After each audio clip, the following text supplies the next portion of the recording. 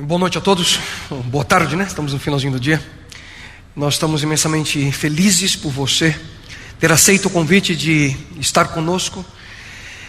Bem-vindos à Nova Semente, uma comunidade adventista do sétimo dia que existe para que juntos nós possamos ter, semana após semana, uma experiência real com Deus. E hoje nós estamos iniciando uma nova série de mensagens que tem por base um dos maiores best-sellers e um dos livros mais lidos nos últimos anos, A Cabana.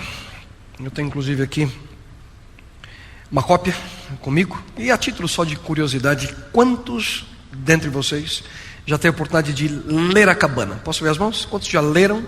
Temos aqui um bom número. Quantos conhecem alguém que já leu? Deixa eu ver. Um número maior. É interessante esse livro, em que se você para com ele em algum lugar, lendo, certamente alguém vai se aproximar e perguntar: o que você está achando? Quais são as suas impressões a respeito do livro? Qualquer pessoa, queridos, qualquer pessoa que já sentiu momentos de profunda tristeza, ou qualquer pessoa que conhece alguém que já passou por essa experiência, facilmente se identifica com a leitura de A Cabana. Essa ficção, ela apresenta, e aquilo que eles que leram vão se recordar, como uma grande tristeza, como sendo aquele terrível sentimento que somente uma perda devastadora pode causar. Seja ela a morte de um ente querido, a ruína financeira, um divórcio, solidão. No entanto, apesar de A Cabana apontar para algumas verdades importantes sobre Deus, outros elementos aqui apresentados são altamente controversos. E por essa razão nós decidimos preparar essa série, intitulada Encontrando a Deus na Cabana. Mas por que uma série exatamente sobre a cabana? Qual a razão? Você em breve entenderá. As pessoas geralmente perguntam: onde está Deus? Onde está Deus? Quando passam por momentos de grande tristeza. Onde está Deus? Onde está Deus? Onde estava Deus quando meu marido morreu? Onde estava Deus quando o meu melhor amigo perdeu sua vida num acidente de carro, deixando para trás uma esposa e 3 filhos pequenos? Onde tem estado Deus quando as chuvas dos últimos 46 dias, incluindo hoje, têm causado tanto transtorno, estrago e mortes aqui na nossa cidade? Onde estava Deus? Onde estava Deus no momento em que o terrível terremoto no Haiti deixou mais de 210 mil pessoas mortas há poucas semanas atrás? Onde estava Deus? E muito provavelmente, queridos, não há pergunta que traga maior problema para aqueles que acreditam nesse Deus do que essa: como pode um Deus amoroso, um Deus todo-poderoso, causar ou permitir que tais situações ocorram na vida humana, quando pessoas são destruídas de maneira tão terrível? Como pode um Deus de amor permitir que alguém que tanto amamos deixe de estar conosco, especialmente quando a partida dessa pessoa causa tanta dor, sofrimento, ruína, e deixe em nosso coração cicatrizes profundas? Queridos, essas perguntas levam pessoas a duvidar do caráter desse Deus. E essa é muito provavelmente a razão pela qual A Cabana, escrito por William Young, já vendeu milhões de cópias ao redor do mundo. Esse livro, queridos, ele lida com questões que afetam de certa forma a compreensão nossa sobre o caráter de Deus. Só que antes de nós abordarmos algumas dessas questões que estaremos abordando durante as próximas semanas, questões levantadas em Acabana, me permitam passar a vocês um resumo da trama. Eu não quero estragar, estragando, com certeza, a leitura de ninguém. Mas já que você está aqui, você veio por livre e espontânea vontade, ninguém te forçou, aí vai a sinopse do texto, tá? Se você não quer ler, você tampa o ouvido, porque eu vou contar agora a história rapidinho para você. O herói da história é Deus, mais especificamente Jesus. Mas o principal protagonista da trama toda é Mac. O nome dele é Mackenzie, mas no livro nós lemos como Mac, um diminutivo do seu nome. Como muitas pessoas, ele vive, Mac, com o peso da grande tristeza. E assim é chamado esse sentimento de profunda dor sobre si mesmo. A grande tristeza vai destruindo o coração de Mac. A história começa, queridos, com Mac contando a sua própria experiência. Ele foi criado em um lar abusivo, onde o seu pai, que era um homem extremamente religioso, constantemente o castigava fisicamente. Mais tarde, Mac decide ir para um seminário. Mas lá ele não se convenceu daquilo que era ensinado sobre este Deus. E ele chegou à conclusão de que o Todo-Poderoso não mais se comunicava de maneira direta com a humanidade. Anos depois, ele se casa com Nan, a sua esposa, que era uma namoradinha dos tempos de escola.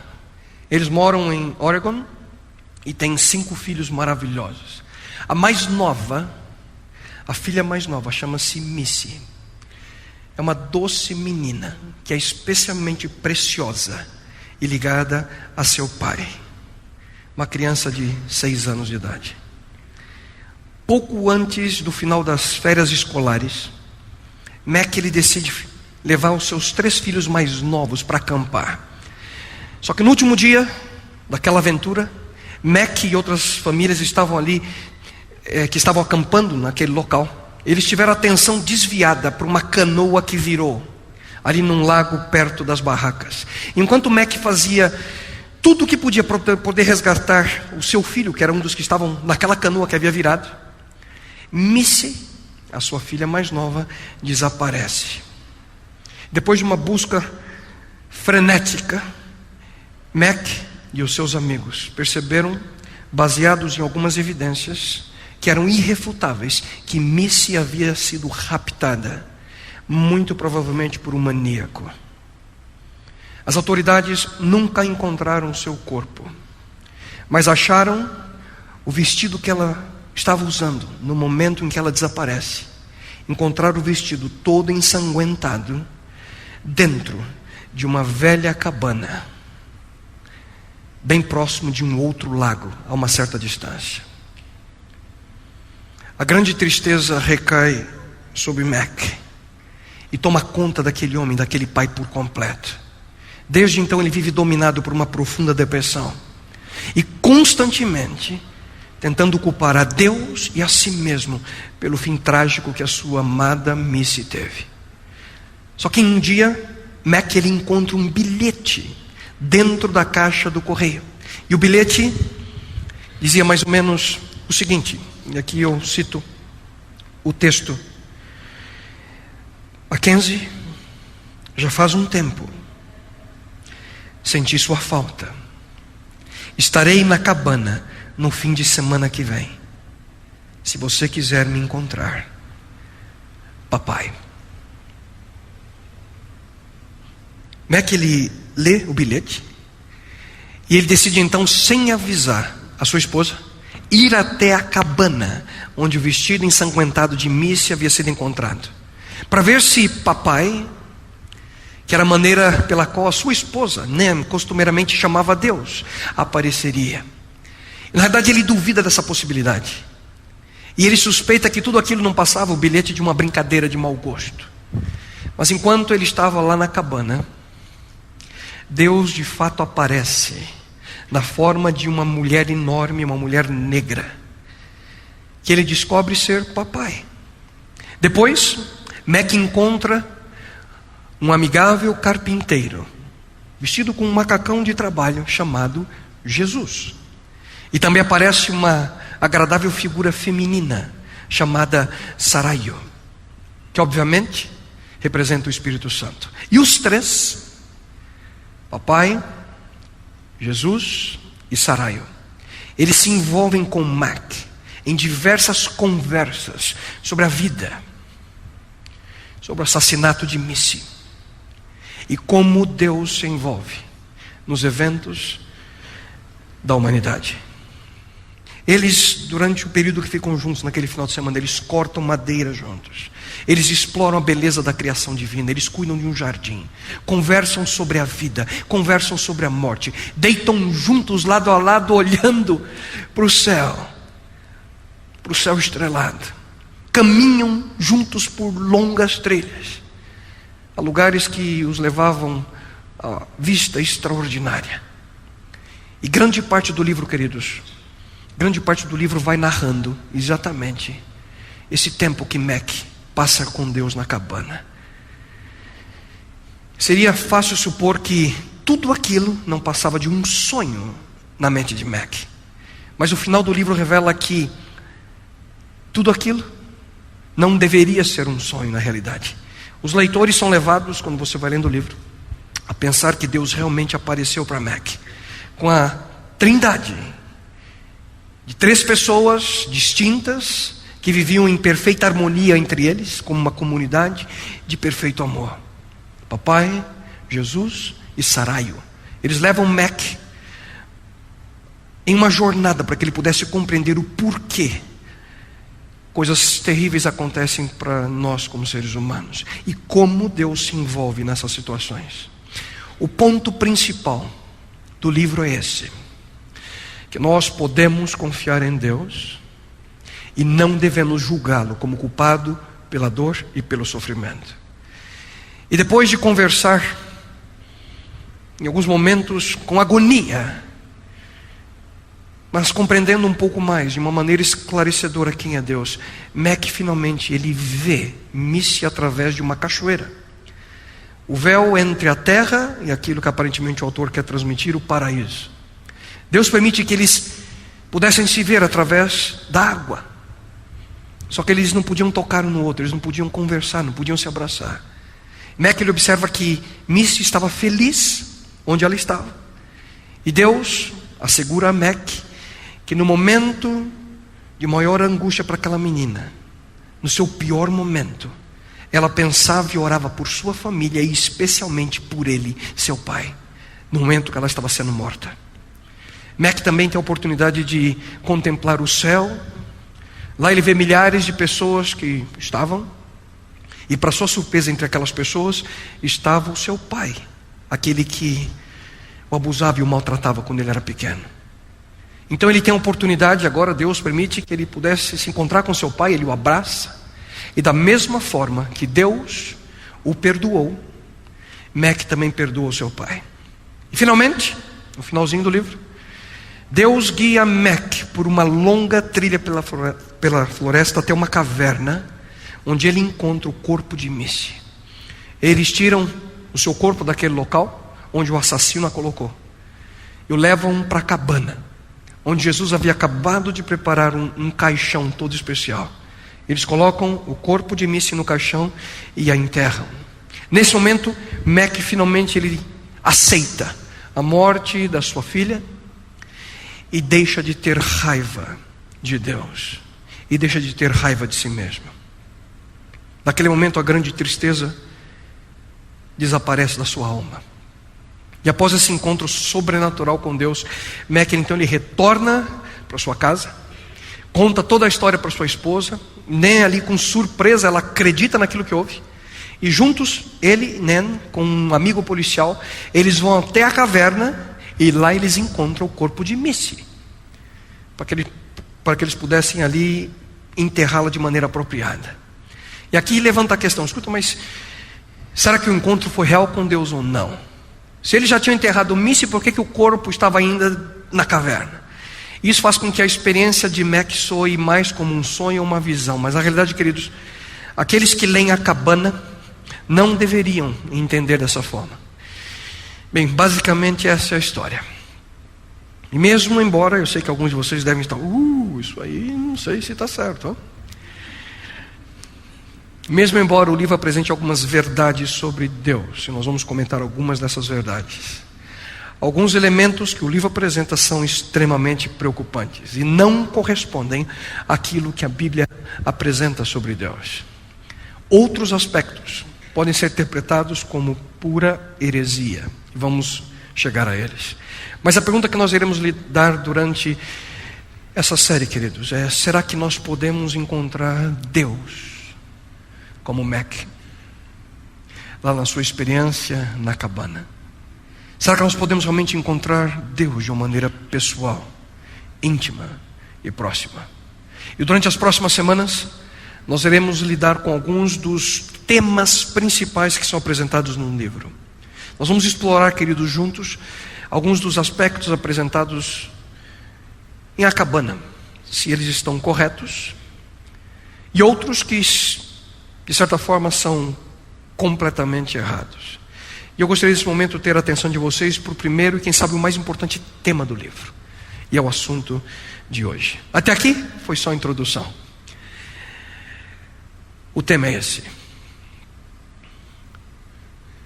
O tema relacionado com a dor e o sofrimento humano.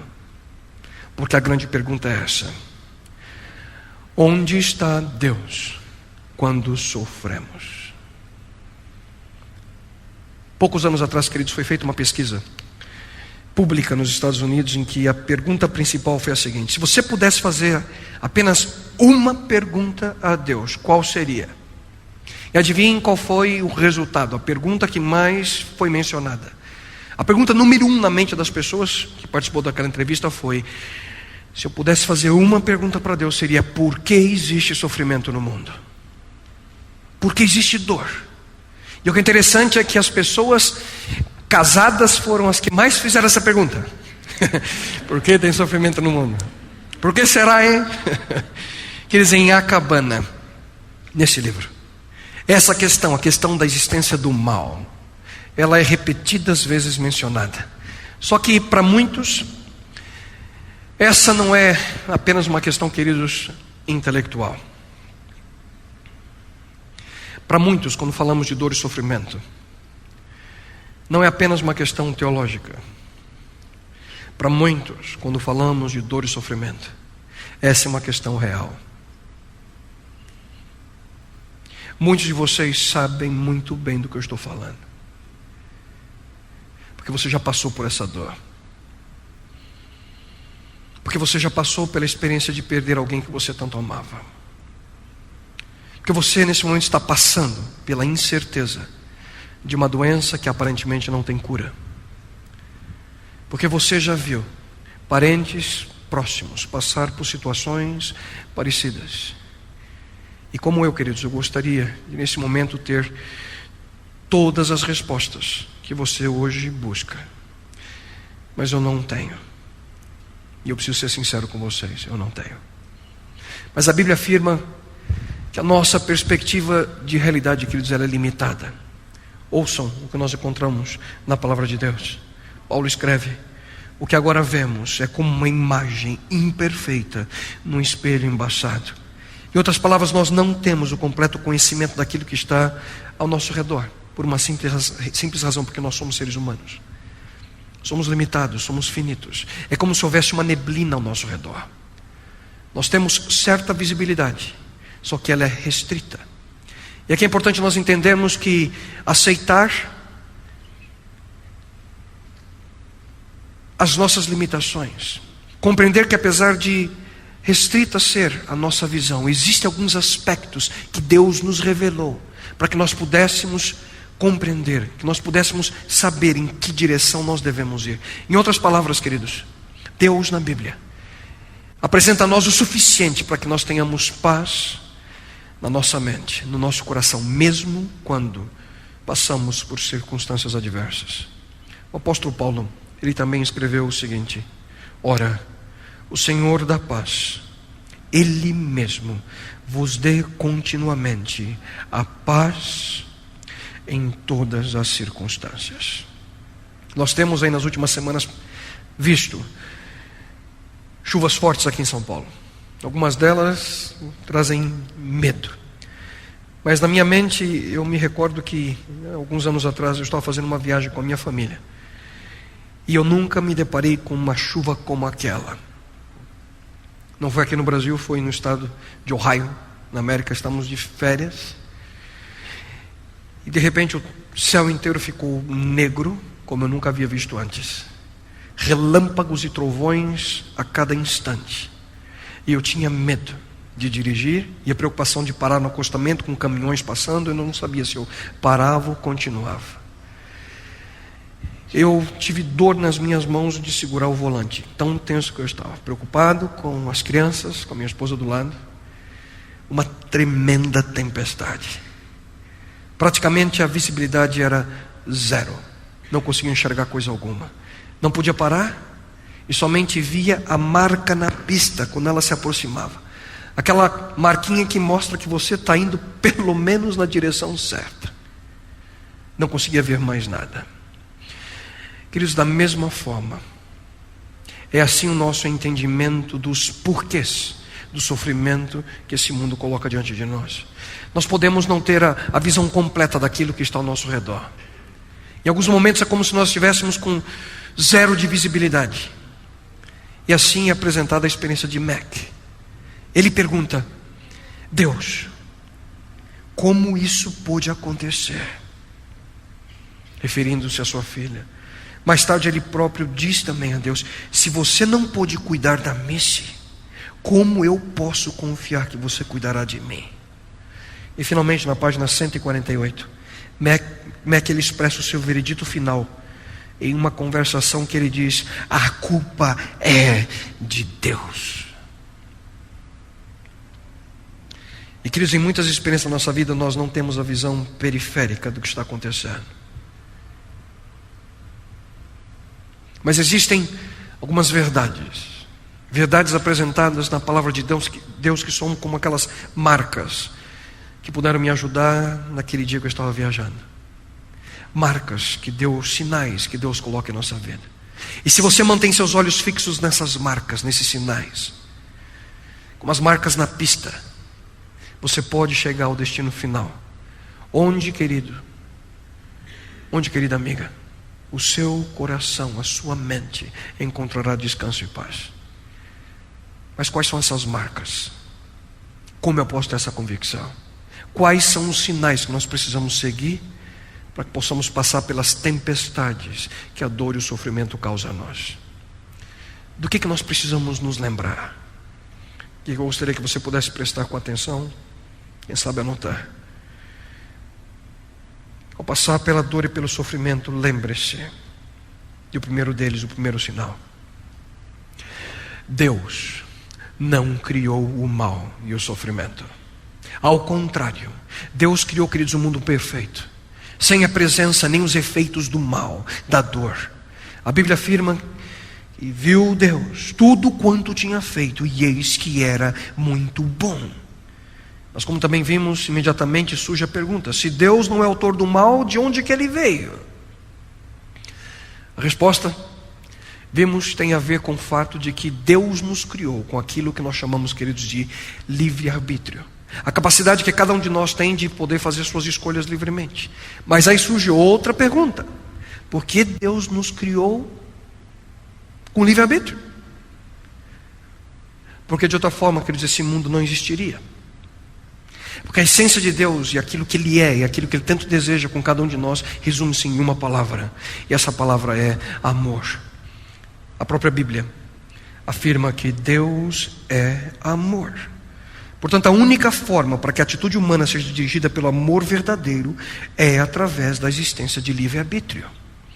Sem ele, sem o poder de escolher, qualquer expressão de amor é artificial. Você já viu aqueles bichinhos de pelúcia, aquelas bonecas que alguns deles falam: eu te amo? Já viram esse? Eu te amo. Está lá. Alguns falam quando você aperta o botãozinho. Eles foram, queridos, programados assim. Você acredita no amor de uma bonequinha? Aquilo não é amor.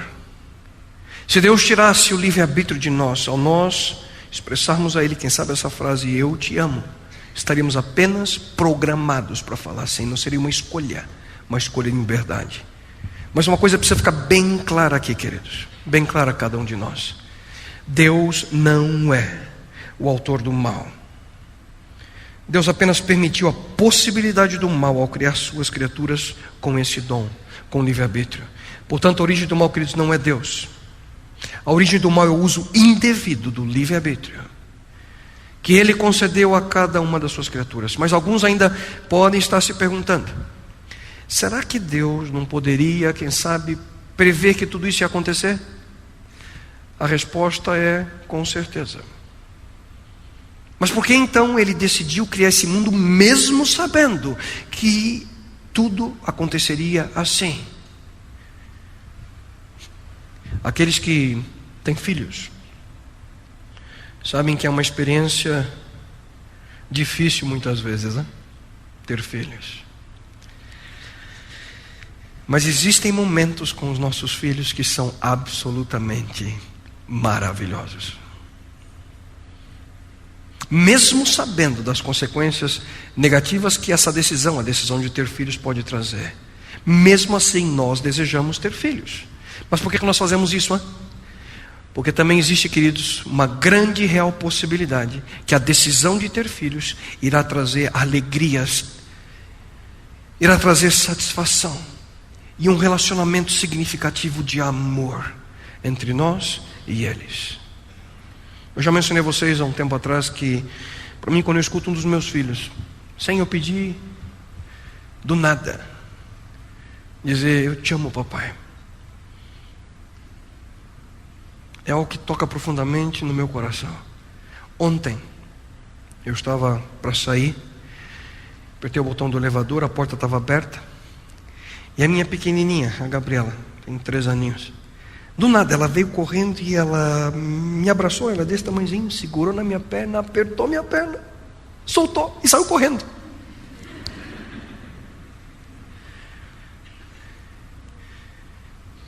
O amor de um filho vale a pena. Queridos, o mesmo aconteceu com Deus. Ele sabia que muitos iriam se rebelar contra Ele, mas Ele também sabia que muitos escolheriam segui-lo, amá-lo, obedecê-lo. Muitos tomariam a decisão de passar a eternidade ao seu lado. Portanto, ao ponderar sobre o mistério que envolve o sofrimento e o mal, nós nunca podemos esquecer que Deus não os criou. Mas aqui surge, queridos, uma das mais discutidas questões sobre Deus e o sofrimento humano. Tudo bem que Ele não é o originador, mas se Ele é amor, como nós vimos há pouco, por que Ele permite que o mal leve pessoas ao sofrimento? E essa pergunta, queridos, nos leva ao segundo sinal. Recapitulando: primeiro, Deus não criou o mal, não criou o sofrimento. O segundo, queridos, Deus sofre conosco. Onde está Deus quando nós ou alguém que nós amamos sofre? De acordo com a cabana, Deus está sofrendo ao nosso lado. E aqui, tanto a cabana quanto a Bíblia, o autor, ele segue o ensino bíblico, aquilo que tem sido apresentado, queridos, por nós por milhares de anos. Deus se importa e Deus sofre também conosco.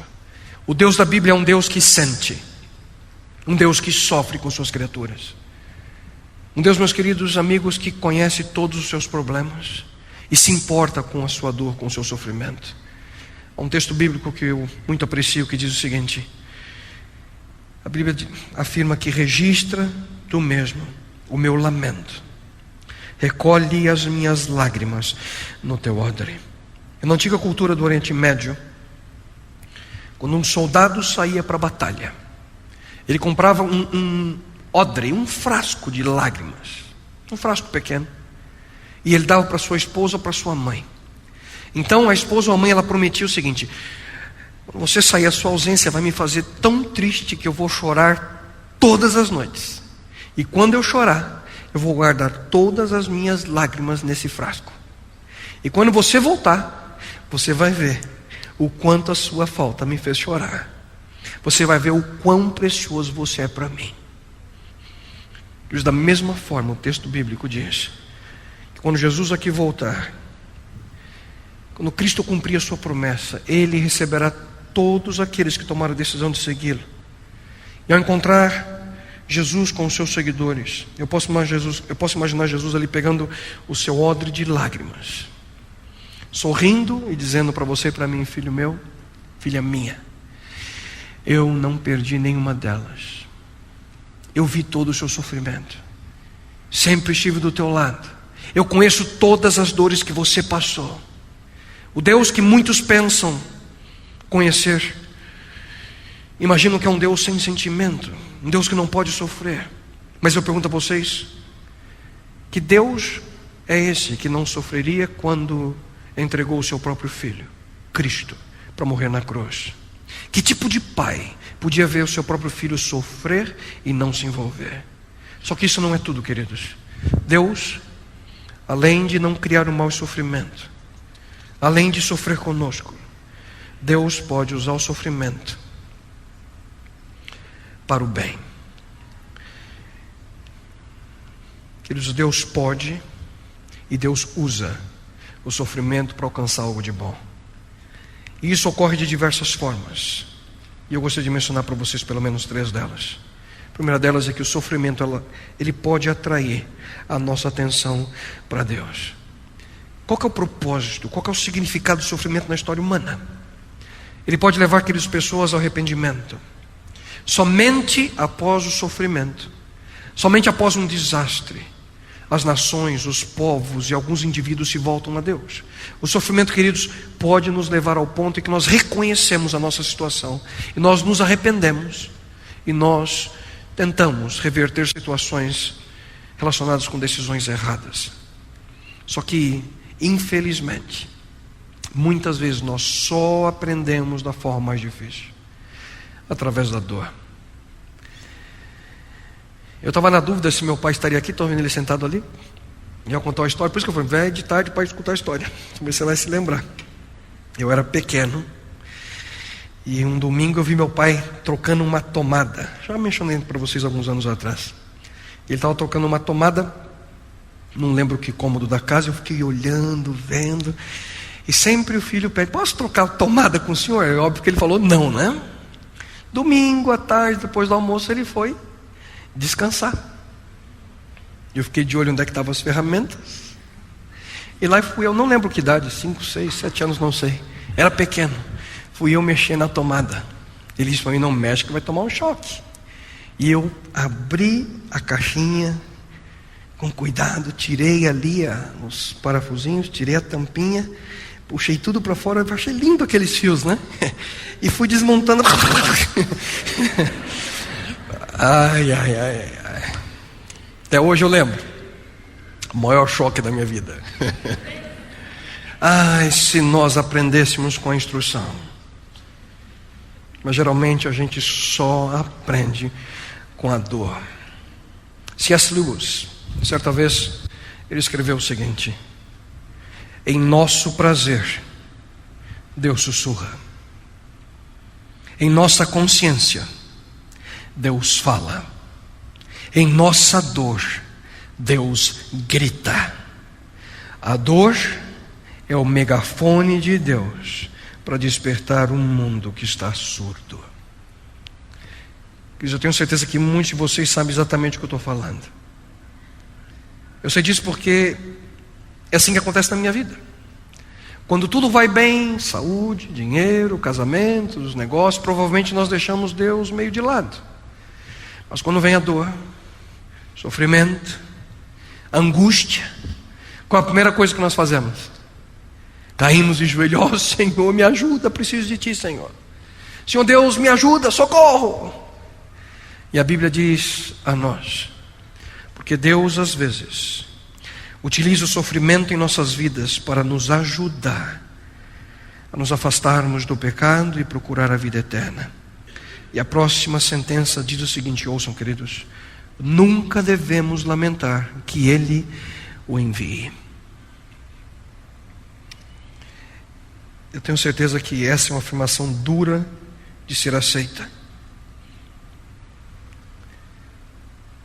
Que nunca devemos lamentar quando Deus permite que o sofrimento nos atinja. Por quê, queridos? Porque o sofrimento nos afastará do erro e nos levará ao arrependimento. A dor, queridos, muitas vezes leva pessoas a Deus. Se foi necessário sofrimento para conhecer a Deus, agradeça pela dor. Vou repetir. Se foi necessário a dor e o sofrimento para que você se aproximasse de Deus, agradeça a dor. Segundo aspecto, relacionado com o uso do sofrimento por Deus para o nosso bem. Primeiro deles, o sofrimento atrai nossa atenção. O segundo é que o sofrimento, ele pode moldar o nosso caráter. Deus também, querido, permite situações de sofrimento com o propósito de nos transformar, com o propósito de que nós possamos ser mais semelhantes àquilo que Ele deseja da nossa vida. O apóstolo Paulo também escreveu o seguinte: e também nos alegramos nos sofrimentos, pois sabemos que os sofrimentos produzem a paciência, e a paciência traz a aprovação de Deus, e essa aprovação cria esperança. A grande verdade é que a transformação do nosso caráter, queridos, não vem por acaso. É necessário um processo que muitas vezes envolve privação, sacrifício, provas, dificuldades. Aqueles que são atletas, aqueles que são modelos, eles sofrem, queridos, sofrem com o objetivo de alcançar sucesso. Pensam vocês que um atleta consegue facilmente quebrar um recorde, ganhar uma medalha numa Olimpíada? Pensam vocês que um modelo facilmente consegue resistir um hambúrguer quando vê a necessidade de cuidar-se? Eles se esforçam para alcançar sucesso. E para nós termos, queridos, uma mudança real na nossa vida, no nosso caráter, nós precisamos muitas vezes passar por privações, passar por provações. Como poderia existir coragem em nosso mundo se não houvesse risco? Tomar uma decisão onde não envolve risco é fácil. Tomar uma decisão quando você não tem certeza se vai dar certo é totalmente diferente. Da mesma forma com o sofrimento, queridos, a Bíblia nos fala sobre o exemplo do próprio Jesus. Ouçam: embora fosse o Filho de Deus, Ele aprendeu por meio dos seus sofrimentos a ser obediente. E aqui nós vemos Jesus aprendendo a ser obediente a Deus o Pai. Como? Através do sofrimento. E a pergunta aqui, queridos, é a seguinte: se foi necessário para Jesus, por qual razão não seria necessário para mim e para você? Portanto, certo grau de sacrifício, queridos, é necessário para o nosso aperfeiçoamento de caráter. Mas você pode estar se perguntando: por que eu tenho que sofrer? Por que eu tenho que sofrer? A Bíblia nos diz, queridos, que Deus é fiel, e Ele não permitirá que vocês sejam provados além do que podem suportar. Mas quando forem provados, Ele mesmo lhes providenciará um escape para que o possam suportar. E uma terceira forma pela qual Deus também usa o sofrimento para o bem é que o sofrimento, queridos, pode nos disciplinar para o melhor. Com amor, Deus disciplina seus filhos com o propósito de salvá-los. E na Bíblia nós encontramos a seguinte afirmação: suportem o sofrimento com paciência, como se fosse um castigo dado por um pai, pois o sofrimento de vocês mostra que Deus os está tratando como seus filhos. Os nossos pais humanos nos corrigiam durante pouco tempo, pois achavam que isso era certo. Mas Deus nos corrige para o nosso próprio bem, para que participem da sua santidade. Quando somos corrigidos, isso no momento nos parece motivo de tristeza e não de alegria. Porém, mais tarde, os que foram corrigidos recebem como recompensa uma vida correta e de paz. O nosso problema é compreender esse lado do sofrimento, porque nós confundimos, queridos, disciplina com punição. Punição é a retribuição por um comportamento errado do nosso passado. Só que isso não é disciplina. Disciplina, queridos, é uma maneira amorosa de corrigir o comportamento visando o futuro melhor. Se você é pai, se você é mãe, a pior coisa que você pode fazer é ver seus filhos fazendo algo errado e você simplesmente não o disciplina. Se nós gostamos de disciplinar nossos filhos sem motivo algum, eu odeio quando eu tenho que disciplinar meus filhos. Não gosto. Mas para proteger aqueles quem eu amo, para evitar que o mal destrua a vida deles, para que eles saibam as consequências de escolhas erradas, eu preciso discipliná-los. Mas será que nós precisamos mesmo passar por essa experiência? A grande questão, queridos, é que Deus, Ele tem um panorama geral da nossa vida diante dEle, e nós não. Nós somos limitados na nossa perspectiva. Nossa mente, a nossa experiência, ela é finita. Mas Deus sabe como permitir que o sofrimento possa, na realidade, trazer algo de bom para nós. Ele sabe como usar a disciplina, de tal forma que nós possamos ser beneficiados, de uma forma ou de outra. De uma forma ou de outra. Imagine comigo um leão preso numa armadilha pela sua pata. Se você tenta ajudá-lo, será que ele vai entender? Só que para ajudá-lo, para soltá-lo, você tem que empurrar a pata para abrir a armadilha. O leão não consegue ver o panorama total da sua experiência, a dor, e muito provavelmente vai atacá-lo. Da mesma forma, nós também não conseguimos ver todos os aspectos relacionados com a nossa vida, com a nossa experiência. Mas uma coisa você pode ter certeza: cada tristeza, cada mágoa, cada lágrima, cada dor, cada momento que você sofre, você não compreenderá o porquê, se ainda você não permitiu que Deus pudesse, de certa forma, mostrar a você da melhor maneira possível que tudo isso acontece com um único propósito: que Deus deseja tê-lo ao seu lado por toda a eternidade. E naquele grande dia, você agradecerá a Deus pelas provações que Ele permitiu que surgisse na sua vida. Porque Deus, queridos, Deus é o único que pode extrair algo de bom do mal. Deus é o único que pode extrair algo de bom de situações adversas. E assim Ele o faz, queridos, cumprindo a sua promessa. Promessa maravilhosa que nós encontramos no livro de Romanos. Sabemos que Deus age em todas as coisas para o bem daqueles que o amam, dos que foram chamados de acordo com o seu propósito. Quando eu leio nesse texto, eu me recordo da experiência daquele jovem do Antigo Testamento chamado José. Um jovem que foi traído pelos seus irmãos, vendido como escravo. 12 anos de sofrimento, 12 anos de injustiça, 12 anos de dor. José podia estar imaginando: tudo acontece de errado na minha vida.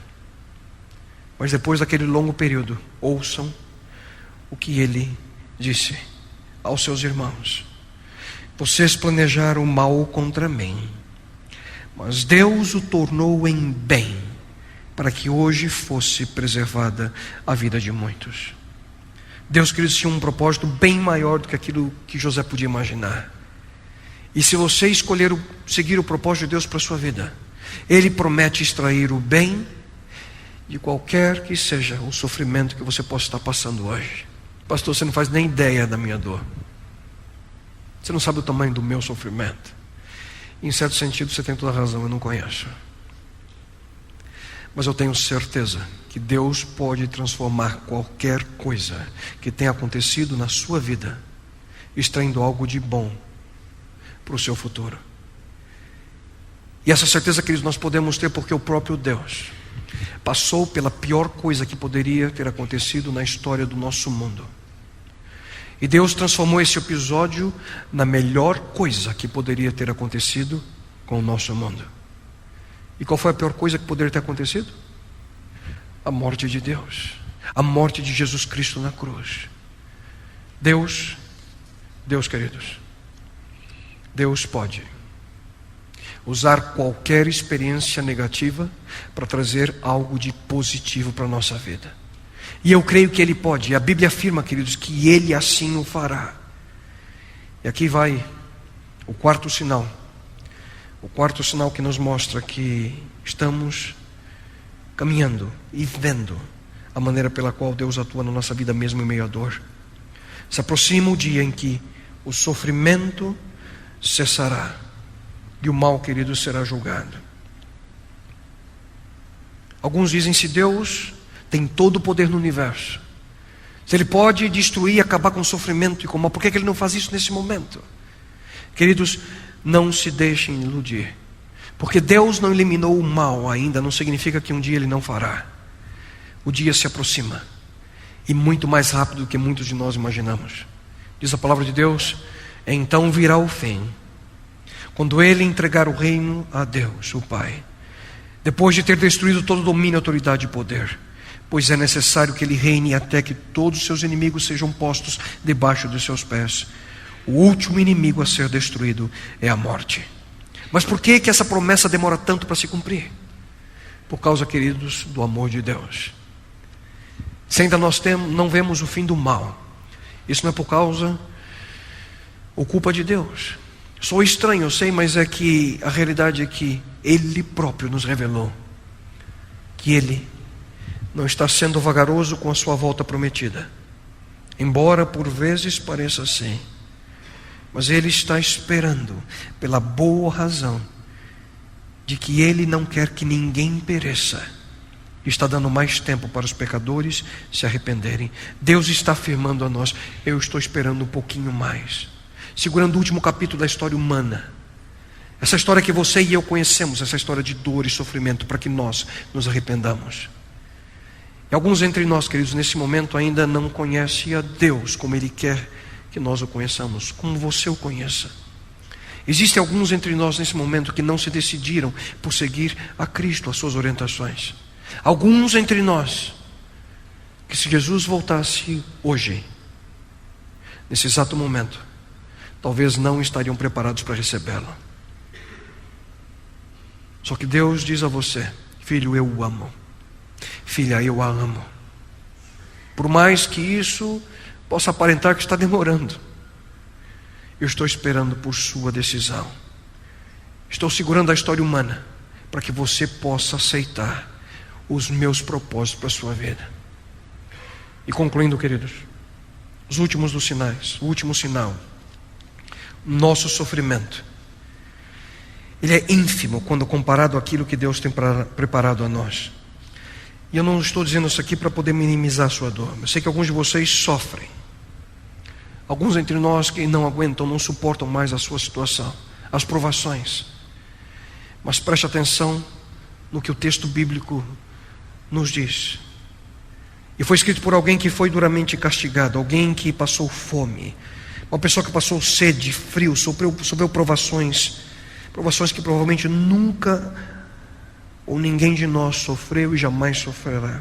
Paulo escreveu o seguinte: essa pequena e passageira aflição que sofremos vai nos trazer uma glória enorme e eterna, muito maior do que o sofrimento. E isso não é tudo. Paulo também afirmou: considero que os nossos sofrimentos atuais não podem ser comparados com a glória que nos será revelada. Como é que nós podemos entender isso? Imagine comigo que o primeiro dia do ano, 1º de janeiro, foi o pior dia da sua vida. Só que os outros dias, os outros 364 dias, são dias maravilhosos, dias perfeitos, onde tudo correu bem. Se alguém te perguntasse: como foi o seu ano? Como é que você responderia? Queridos, o sofrimento momentâneo, comparado com a eternidade, não é nada. A dor e o sofrimento de um dia, queridos, ele não é esquecido. Mas quando é comparado com a totalidade do ano, ele tem o seu impacto tremendamente reduzido. E essa, queridos, é a perspectiva da eternidade. O panorama que Deus coloca diante de nós, a que nós possamos ter a nossa existência baseada nela. Não significa que nós iremos ignorar a dor, ignorar o nosso sofrimento. Mas você poderá, quem sabe, viver uma vida de 78, 80 anos. E muitas vezes você vai passar por dias terríveis, dias de dor. Muitos chegam até o final da sua vida pensando como Jó. E como é mesmo que Jó diz? Ele afirma: por que não morri ao nascer, e não pereci quando saí do ventre? Não tenho paz, nem tranquilidade, nem descanso, somente inquietação. Jó não aguentava mais viver. Só que lá no céu, queridos, vivendo somente o início da eternidade ao lado de Deus, após você, e vamos aqui imaginar, viver 768.875.000 anos na presença do Criador do Universo. Quando alguém chegar a perguntar para você como foi ou como tem sido a sua vida, comparada com os 80, 90 anos de dor e sofrimento, o que você responderá? Aqueles primeiros 78 anos, aqueles meus primeiros 80 anos, eu nem me lembro mais deles. A dureza daqueles anos, o sofrimento que passamos nessa terra, queridos, não se compara com a alegria da promessa de Deus. Quando colocados dentro do contexto da eternidade, o sofrimento humano não pode ser comparado com a felicidade daquilo que Deus tem preparado para cada um de nós. Queridos, a Bíblia nos afirma que olho nenhum viu, ouvido nenhum ouviu, mente nenhuma imaginou o que Deus preparou para aqueles que o amam. E para concluir, queridos, diante da dor e do sofrimento, a melhor opção é confiar. Na realidade é uma escolha. Você pode viver em amargura, você pode viver tendo sua mente centrada na dor, ou você pode viver confiando e buscando em Deus a paz e a coragem para você enfrentar as adversidades da vida. Nós temos inúmeras situações como essa, pessoas que passam por experiências muito similares de vida, situações parecidas. Algumas decidem apenas olhar para a dor, outras decidem olhar com confiança, com segurança ao futuro. Alguns fogem de Deus, outros correm para os seus braços. A escolha é nossa.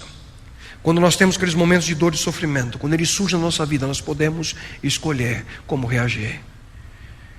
Eu digo isso, o apóstolo João, no Evangelho de João, Cristo nos diz: eu digo isso para que por estarem unidos comigo, vocês tenham paz.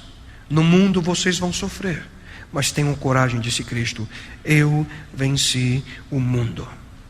E você preste bem atenção em duas palavras nesse texto, duas coisas que nós precisamos colocar na nossa vida quando nós vamos a Cristo, duas coisas que tanto necessitamos: paz para lidar com o sofrimento do passado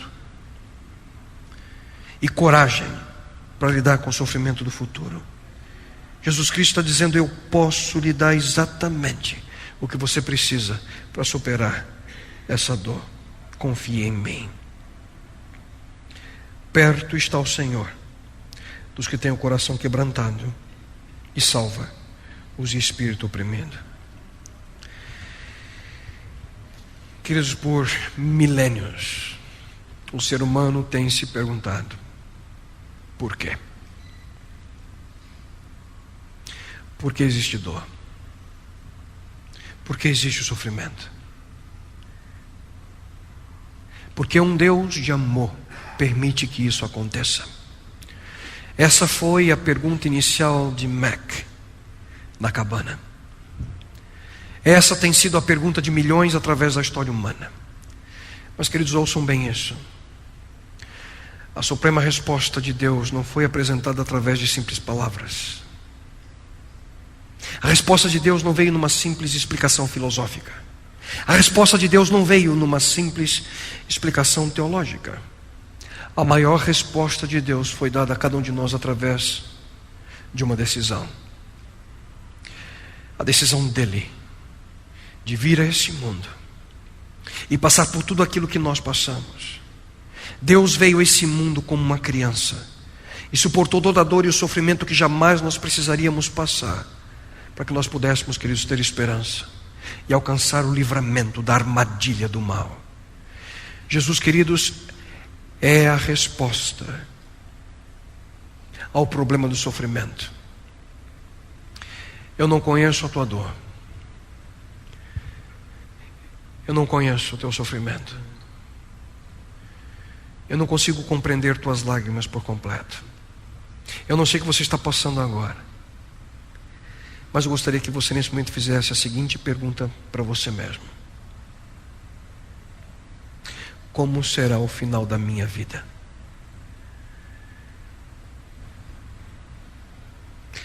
Como será o fim do meu caminho afastado de Deus? Será que eu vou ter esperança naquele dia? Será que eu vou encontrar o perdão naquele momento? Será que eu terei paz e esperança quando tudo o resto acabar? E nesse início de noite, queridos, nós estamos iniciando essa série. E nesse momento, ao concluir essa primeira mensagem, eu gostaria de convidá-lo, a cada um de vocês, a aceitar o amor de Deus, a despeito da dor e do sofrimento, a despeito da angústia que você tem em sua vida. E permita que Deus possa segurar a você em seus braços. Assim como uma mãe e um pai seguram o seu bebê no momento que o sangue precisa ser tirado, permita que Deus o segure. Permita que Deus o conforte. Permita que Deus traga paz a você. Pai eterno, Senhor, como eu disse há poucos minutos atrás, quão difícil para nós é compreender esse assunto, Senhor. Nós vemos dor, sofrimento, injustiça, destruição.